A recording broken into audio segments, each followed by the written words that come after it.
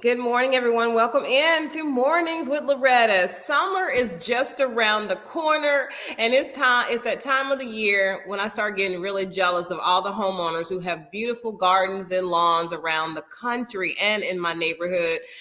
But start to plan, prep, and plant in the yard. You know what? We have the experts here, so I don't have to go knock on my neighbor's door and say, "How do you do that?" I have my good friends Jordan Hauser and Amy Enfield with Scott's Miracle Grow with us today to help us get our lawn and gardens supreme. And maybe hey, Jordan, you think I can win Yard of the Year if I follow your tips? I think you can. I love your confidence. So, Jordan, let me ask you this. With drought conditions predicted to return and intensify this year, what should people start thinking about as we start prepping our yard for the summer? Yeah, I've got 3 super simple tips that any homeowner can follow. The first is you want to feed your lawn. You want to have regular applications of lawn fertilizer throughout the year, something like Scott's Turf Builder Lawn Food that's not only going to make your lawn look greener and thicker right after applying, but it's also going to strengthen it over the long term and fortify it against future conditions that may be drier than you would want for your lawn. Second would be to mow to the right height. You actually want to let your lawn get a little bit taller during the warmer months, which is going to allow the roots to go deeper so they can access water that's further down in the soil. And it also shades the surface of your lawn to keep it a little bit cooler. And then the third tip would be you want to rely on rainfall as much as you can for the water that your lawn gets. What I like to recommend is if you are a person who's going to water your lawn, you wait until it's absolutely necessary when you see the grass start to turn brown and wilt a little bit before doing so. And if instead you're a person who doesn't want to water your lawn, it actually is okay to let it go brown and dormant for a portion of the year. If you follow the first 2 tips, you fertilize, you maintain it the right way, it's going to bounce back as soon as those conditions improve. Okay, that was easy enough. So we shouldn't cut it so low to the grass because I can't stand it when my lawn person cuts my grass too low. I like it. I like my feet to sink in it, right? Is that aesthetic or is that really good for the grass? So it's actually good for the lawn to not mow it too low. If you do what's called scalping the grass, it can also be a bit stressful for the lawn, which can hurt its strength over the long term. And just, imagine you get too much of a haircut and you don't like the way it looks. That's the way your lawn is going to feel if you cut too low to the ground. Point well made. Amy, this one is for you. When it comes to gardening, how can we maintain a living outdoor space while conserving water? So it's really about making every drop of water that you put into that garden count. And just like Jordan, I've got 3 tips for gardening. The first is to start with really good soil. So if you incorporate organic matter, and it's really easy with Miracle-Gro garden soil, if you mix that into your existing soil, it's going to improve your soil structure. So if you have sandy soil, it helps bind it together. If you have hard clay soil, it helps loosen it up. And the benefit of that is it helps water penetrate into the soil better and makes it readily available for the plants when they need it. So now you've got good soil. The second thing to do is to mulch your garden beds. Add a nice thick layer, 3 to 4 inches of mulch to your garden beds when you're done. While it makes everything look nice and finished, what it really does is helps keep moisture in the soil because you lose less to evaporation so that it stays there for your plants so you don't have to water as often. And then third is to water properly. Direct the water at the base of the plant. Don't shoot it into the air. Don't water all the foliage, water the ground.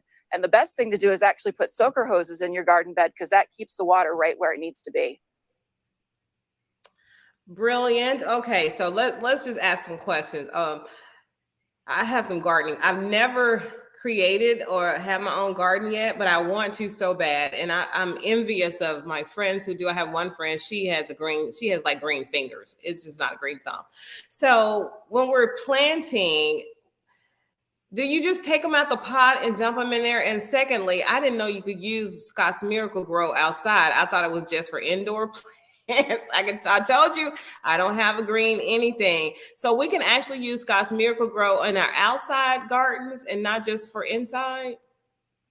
Correct. So Miracle-Gro has products that you can use indoor on your indoor house plants in your containers and products that you use outdoors in your garden beds or even raised bed gardens.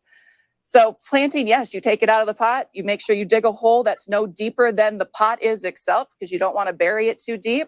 And then we like to say tickle the roots. So when you pull the plant out of the pot carefully, you then loosen the roots a little bit, put it in the hole, and then backfill around it with the soil that you have in your garden, making sure there's no air pockets there. And then your plant will take off pretty quickly. She says tickle them. I like that. So Jordan, going back to our yards, because I really do want to at least get close to yard of the year some kind of way. So are you saying I can use Scott's Miracle-Gro in my yard too? Or is that just for gardening?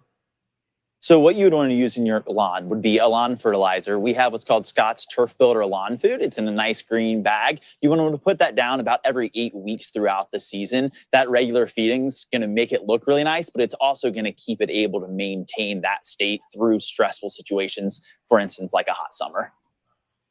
Okay, so when we're putting it in there, I know she said you don't water the foliage, you water down to the dirt of it. So is that how we're supposed to do the grass when we're putting down that fertilizer or whatever you just told me to do? I told you I don't get it, but I know beauty when I see it. I want to know the secret. So in most cases, if you put down lawn fertilizer, you're okay to let natural rainfall water it into the ground. There's not going to be any need to necessarily go out and spray with a hose or use an irrigation system. You can if you would like, but in most cases, simply applying it throughout the lawn with a lawn spreader is all you need to do. Okay, so that's enough of my personal stuff. I still got more questions, but this is for both you, Jordan, you and Amy. So do you have any specific advice for our audience and your new friend who does not know what she's talking about right here in, like, let's say Memphis or South Haven, Mississippi? What can we do? Yeah, well, one thing a lot of homeowners don't know is that not all grass is the same. And so certain types of grass will have different performance in different regions and have different strengths depending on the conditions they're subject to. So what you really want to do is figure out what the right type of grass that will give you natural heat and drought tolerance in your region is. And anytime you do a seeding project, use that grass type. So in your area around Memphis, Bermuda grass is a great option. I would suggest anytime you're doing a seeding project, look for Bermuda grass, and it will naturally withstand those harsh conditions a little bit better. Okay, I got it. I still got questions. Every time you answer, I get another question. But I'm gonna let Amy answer her part of it. So for gardens, I'm going to give you 2 quick tips. One is to water in the early morning before 10 a.m. or in the early evening around between 4 and 6 p.m. That tends to be the cooler part of the day. Cool is all relative in your part of the world. You're going to lose less water to evaporation. And then the second tip would be to keep weeds under control. So make sure that you're out there pulling weeds or treating weeds throughout the season, because they're going to compete with the plants that you want there for the water that is there. Okay, that's a great lead into my last question, because I want to know what other products you all have other than, we all know Scott's Miracle-Gro. Even us non-green thumb people, we know about that. But what other products do you have? And you mentioned weeds. So we're to pull the weeds up, but I thought we could just treat it and it'll go away. You can. So tell us about that. So we do. We have a line of weed killers in our ortho lineup that will take care of all the existing weeds. And in some cases, depending on where you're applying it, will keep weeds from coming back for a period of time as well. All right. So Jordan, what about you for grass? Weeds, was that the same thing? Because she's talking about gardening and indoor plants. How do we maintain? What is really the secret? I know it's got to be something other than Bermuda grass, which is so silky to your feet. I love that. But how can we just take regular grass and make it beautiful without a lot of chemicals? Well, one thing to remember is that not all even weeds in your lawn have the same life cycle throughout the year. So some of them are going to be more of a problem in the early spring. Some of them are going to be a problem as you get into the later spring and summer months. And so we have a host of products that are designed really to optimally deliver what's needed to get rid of those weeds in the season. Some of them, in fact, before those weeds even germinate and grow out of the ground. So we have early spring, late spring, summer, fall. Basically any season you have, there's a different formula in our products that is targeted specifically the type of projects that are going to be needed at that phase of the year. So it's really about establishing that annual plan and getting those applications in during the right window. Okay. You know, as you can tell, I need more time with you all so I can really get this yard where I want it to be, the front and the back. So let me ask you this last question, because I know you have to go. for more information? Is there like a website where it gives you those tips that you just talked about?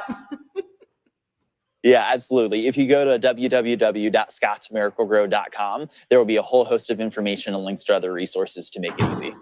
Okay. That is so awesome. And Amy, you are a horticulturist. I never met a woman horticulturist. So cheers to you. Cheers to you. Well, thank you. And Jordan, thank you being a brand manager. You're so easy to talk to. Normally, brand managers are so focused on products, and what they do, but you're very relatable. So will you come back and help me? Please say you'll come back and help us. Hey, I would love to. Just give me a call. You got it. Well, thank you so much, Jordan and Amy with Scott's Miracle-Gro. They have to go now, but let me tell you, you definitely want to go to that website, ScottsMiracle-Gro.com, because you know what? I want to get a ribbon for my yard. I want to be that homeowner that people are, like I used to be, so jealous of it and think they have some magic somewhere. But you know what? It's the products, it's the timing, it's knowing what to do, and nothing just happens, right? You got to put some work in. So we're going to have Amy and Jordan come back on. If you have questions that you'd like for me to ask them the next time about your particular situation, whether it's indoor plants, outdoor gardening, or your front lawns or your back lawns, we're going to get those answered for you. Until next time, I'll see you in the next segment.